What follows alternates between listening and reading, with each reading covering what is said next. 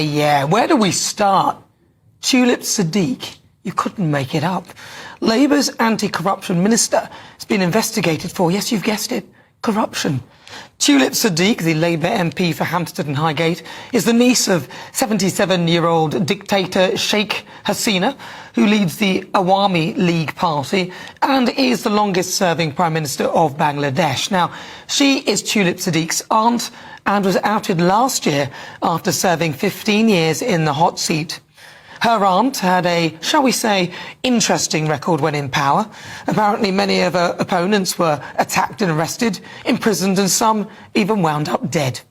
Tulip, despite apparently trying to distance herself from her aunt, accepted a London flat, reportedly given to her by a person who had links to her.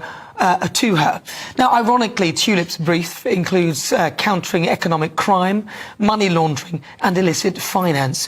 Yet she was reportedly given the two-bedroom property near King's Cross in 2004, and land registry documents revealed that she had not paid for the property and that Abdul Motif, a developer with links to, yes, you guessed it, her aunt, had given it to her.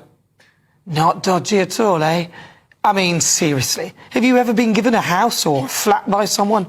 I haven't. Does that sound a bit odd to you? And last week it was revealed that Tulip accepted freebies for 2 Cricket World Cup matches a few years back, which she correctly recorded in the Register of Interest from a company with links to her aunt's party. Tulip has since referred herself to the independent advisor of ministerial standards. Sir Keir Starmer said, Tulip Siddiq has acted entirely properly by referring herself to the independent advisor, as she's now done, and that's why we brought into being the new code. It's to allow ministers to ask the advisor to establish the facts, and yes, I've got confidence in her, and that's the process that will now be happening. But then, why hasn't he come down hard on Jas Athwell, Labour MP for Ilford South, the largest landlord in the Commons, who set up a licensing scheme which he himself was in charge of and then didn't bother to adhere to, leaving his tenants in mould and ant-infested flats. Despite Angela Rayner promising to crack down on dodgy landlords, he's still in place. So why hasn't Sir Keir Starmer cracked down on him? Why hasn't Jas Athwell been punished? You can't be a corruption minister and then potentially be involved in corruption. Remember ex-Transport Minister Louise Haigh, sacked from the cabinet for a dodgy episode with the mobile phone resurfacing. Do you remember that? The game is up. You cannot be a lawmaker and a lawbreaker. And it's time to pack his bags. Only then can the government function again. Only then can the rot be carved out. Only then can we restore the dignity of that great office. Are you beginning to think that we've been had? I've just got to play this again.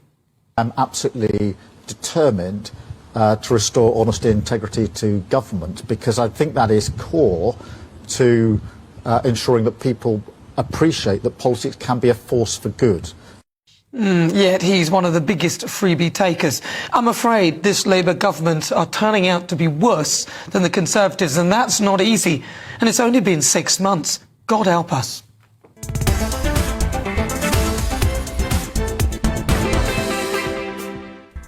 So before we get stuck into the debate, here's what else is coming up today. Pressure is mounting on Sir Keir Starmer to sack Treasury Minister Tulip Siddiq after calls for a corruption investigation into her London properties. Then, in my Great British Debate this hour, I'll be asking, should Tulip Siddiq be sacked? My second Great British Debate, I'll be asking, will a national inquiry into the grooming gangs vilify Muslim communities? All of this after Wes Streeting made some comments and Reform UK leader Nigel Farage accused Health Secretary Wes Streeting of attempting to cover up the truth about grooming gangs. Then we'll be getting the latest from America as we cross live to Los Angeles and speak to Paul Duddridge, the host of the Politics People podcast. All of that coming up. As ever, send me your thoughts. Post your comments at gbnews.com/